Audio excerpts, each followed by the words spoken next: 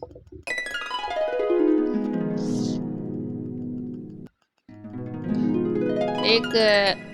एक दृष्टांत से मैं शुरू करती हूँ।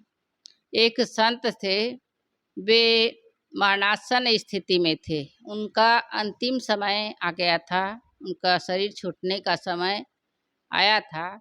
उन्होंने अपने शिष्यों से कहा कि उसके पास, संत के पास शिष्य लोग गए और कहे कि हमें अंतिम समय में कुछ ज्ञान विचार की बातें बता दीजिए। तो संत ने कहा कि देखो शिष्यों, देखो बेटे, कि मेरे मुख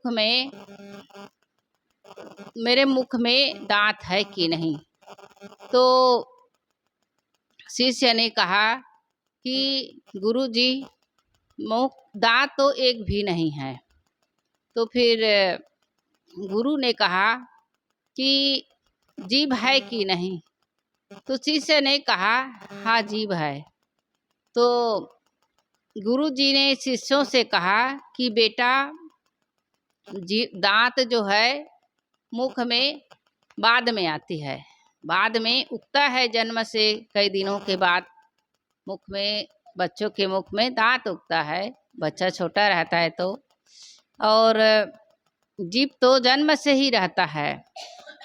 तो संत ने उन लोगों को समझाते हुए कहा, देखो दांत कठोर होता है, वह देर से उगता है, दांत मुख में आता है और वह जल्दी चला जाता है।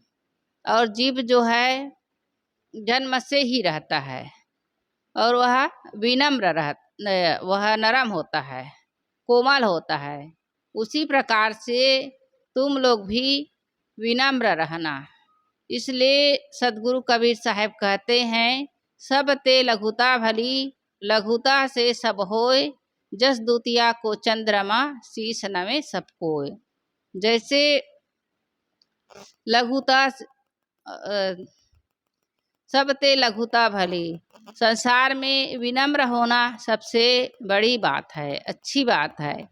लेकिन जिस प्रकार से दुतिया का चंद्रमा होता है, वह सबसे दुबला पतला होता है, लेकिन वह दिनों दिन प्रकाशमान होता है। वह उत्तरोत्तर प्रकाशित करता है, दुनिया को प्रकाश देता है। वैसे ही विनम्र व्यक्ति जो होता है, वह सबके चाहने वाला हो जाता है, सबके हित चिंतक हो जाता है। इसलिए हमें विनम्र बनना चाहिए। विनम्रता हमारे जीवन में बहुत ज़रूरी है। झुकता वही है जिसमें जान होती है, अकड़ना मुर्दों की पहचान होती है। जो व्यक्ति झुक जाता है वही महान होता है, और जो अकड़ता है, अहंकारी व्यक्ति, किसी के दिल में नहीं जगह बना लेता। विनम्र व्यक्ति ही सबके दिलों में समा जाता है। तो इसलिए हमें विनम्रता, अपने जीवन में विनम्रता को धारण करना चाहिए। साहब कहते हैं, विनम्रता हमारे जीवन में बहुत ज़रूरी है। जैसे कहा है कि नमन्ति फलोनि वृक्षा, नमन्ति गुणुना जनाः, सुखस्य वृक्षस्य मूर्खस्य न नमन्ति कदाचन। तो जिस प्रकार से फल वाले वृक्ष होते हैं वह झुक जाते हैं, जैसे आम, अंगूर, नींबू, जो भी फल होता है वह डाली वजन से झुक जाती है, उसकी डालियां वजन से झुक जाती है। और जो सद्गुणी व्यक्ति होता है वह भी अपने गुणों से, सद्गुणों से वे झुक जाते हैं, उनके सदाचरण सद्गुणों से महान हो जाते हैं।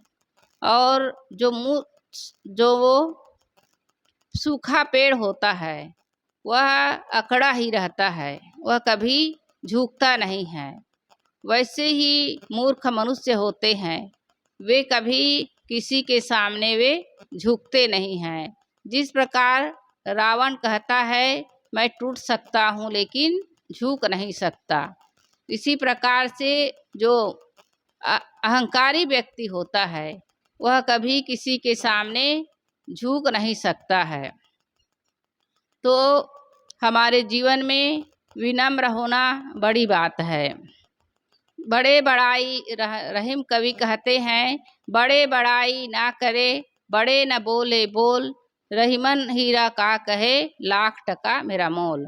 जिस प्रकार बड़ा व्यक्ति होता है वह अपने में बड़प्पन दिखाता है।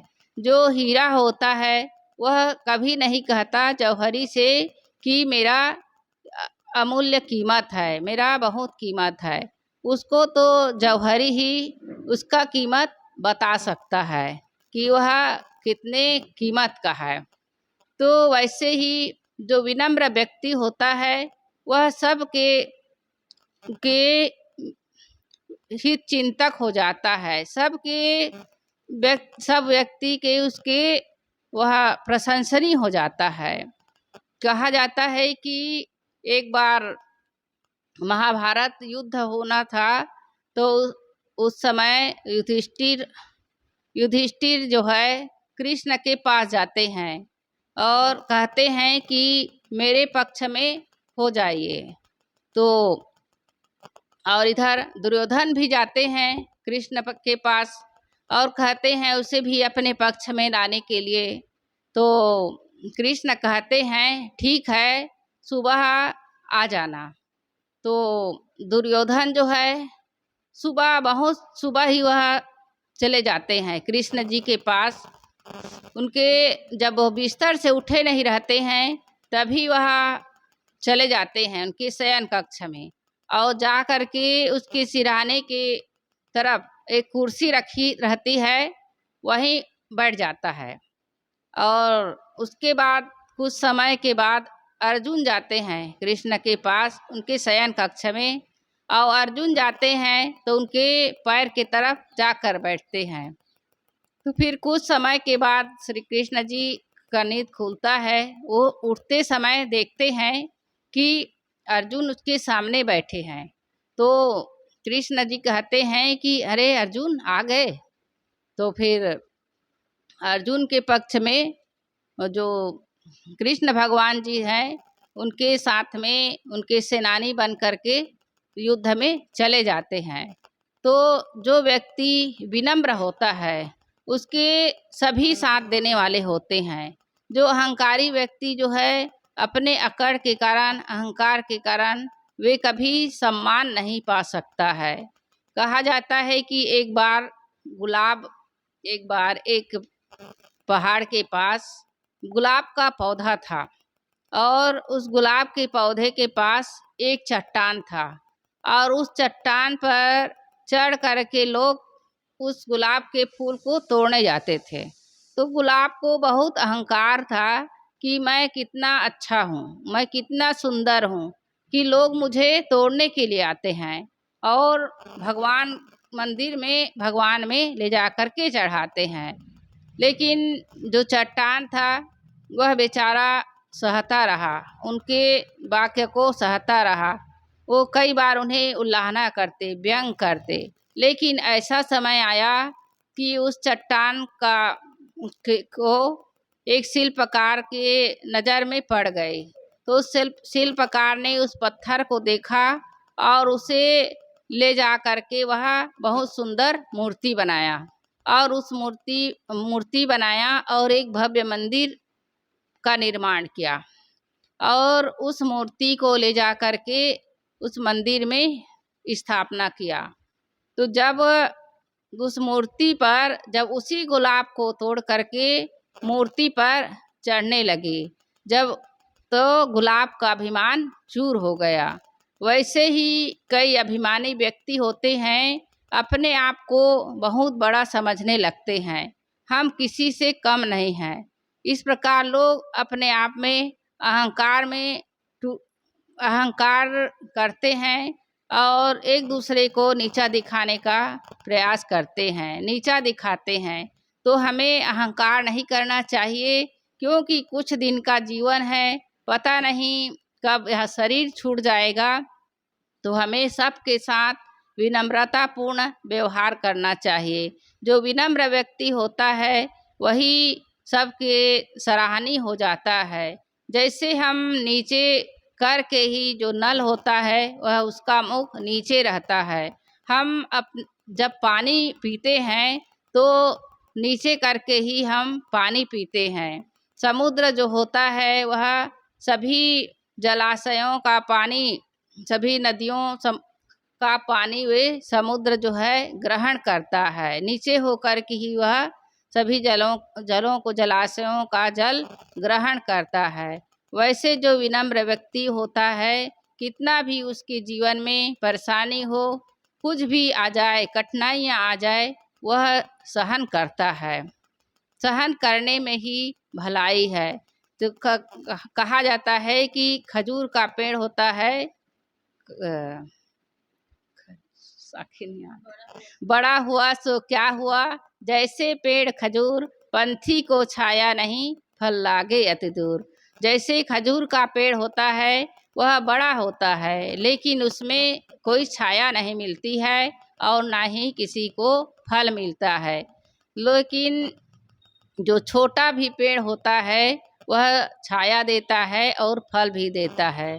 तो खजूर के पेड़ के समान हमें अहंकार नहीं करना चाहिए। हमें विनम्र हो करके सबके साथ प्रेम पूर्ण व्यवहार करना चाहिए, तभी हमारा जीवन सफल हो सकता है। बस इतना कहकर अपनी वाणी को विराम देती हूँ। बोलिए सद्गुरुदेव की जय।